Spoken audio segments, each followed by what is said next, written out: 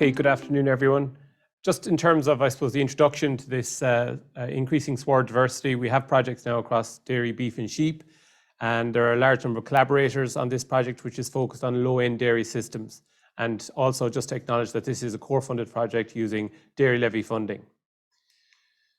I guess the context Siobhan has outlined, there's three big policy frameworks which are, I suppose, motivating looking at sward diversity.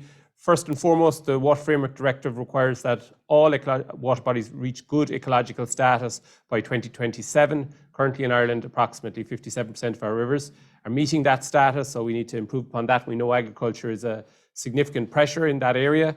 Secondly, the EU Farm to Fork demands that a 50% reduction in nutrient losses to water bodies by 2030. And finally then, very recently, our Climate Action Plan in 2021 has outlined the need to reduce agricultural emissions by 22 to 30% by 2030. And within that specifically, actions 298 and 300 to reduce chemical nitrogen by 25% by 2030, and actions 302 to promote the use of leguminous crops. This project fits very much within the context of that policy framework. So when we talk about increasing diversity in our sown grasslands, I suppose it's like a piece of string. How big is this, or what should we do? So if we take our perennial ryegrass, our traditional perennial ryegrass swards, and we incorporate white clover into them, or indeed some other grasses, clovers, and indeed some other species into the swards, I suppose there's many plants that could be considered within sown grasslands. For our purposes, in terms of, I suppose, this project, we established an expert panel to decide what would be a sensible course of action. We've decided on these first three groups here: perennial ryegrass, and a traditional classic white clover, and then an 8-species multi-species mix incorporating other grasses and clovers. And just to say for Assembly members that there's a huge amount of research coming out now looking at various benefits from increasing sward diversity. So whether we're talking about yield stability in times of drought stress on our farms, increasing animal intake and performance, reducing the requirement for chemical fertilizer, which is very pertinent at the moment, improving milk character, reducing emissions from animals on grazing swards, building carbon in our soils, and even improving biodiversity. That there's lots of publications now showing that we can use increased sward diversity to address some of these challenges and build these extra ecosystem services into our swards. And that's a big motivation for this study.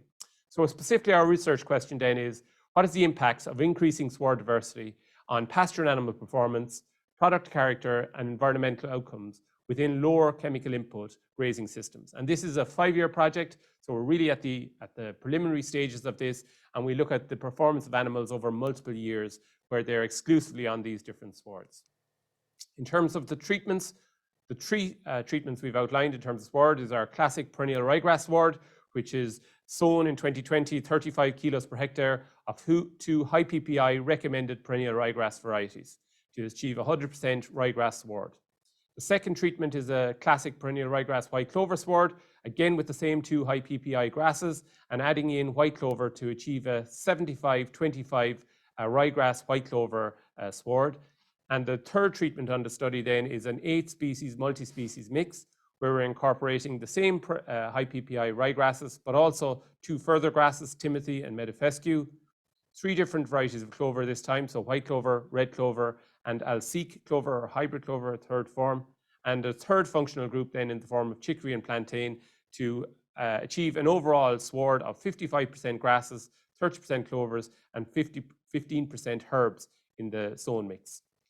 In terms of decision rules and grazing management, while there's a lot of, I suppose, questions and a lot of science undertaken now to look at the impacts of management on these different swards, we're taking, I suppose, our classic perennial ryegrass sward will receive 250 kilos of N, and these clover-based swards, the white clover and the multi-species swards, will receive exactly half that, or 125 kilos of nitrogen per hectare per year.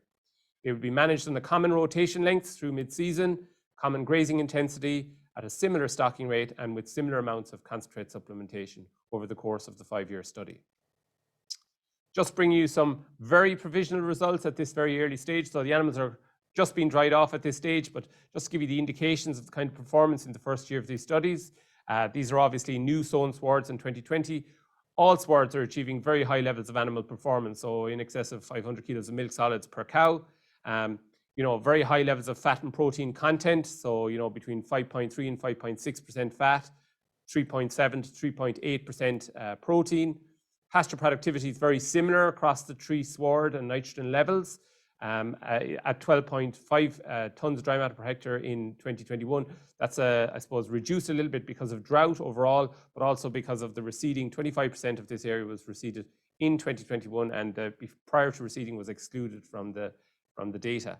Concentrate levels very, very low, and silage imports very, very low. And finally, fertilizer nitrogen use during 2021, 235 kilos on the perennial ryegrass, and 128 and 129 kilos on the two grass clover and multi-species swards. So just to summarize then, Siobhan, in terms of the results, very preliminary conclusions at this stage, very high levels of animal performance being observed across all of these treatments, and in particular on the lower nitrogen treatment. So that's obviously very positive for the assembly that we can do it. No impact on pasture productivity, where we've taken 100 kilos of nitrogen out of the system by building clover into the sward over the course of that first year of the study. We've seen substantial differences in terms of sward and also seasonal variation in terms of botanical composition. And I would say to farmers, going down the road of incorporating clover or multi-species into your sward, that is probably a 2-year process, and it's about lifting clover contents and herb contents in the sward over that period. And we're also seeing some very interesting results in terms of its impact on milk constituents and character at a very early stage. So, I suppose, it's very much the starting point of the study, but positive early indicators.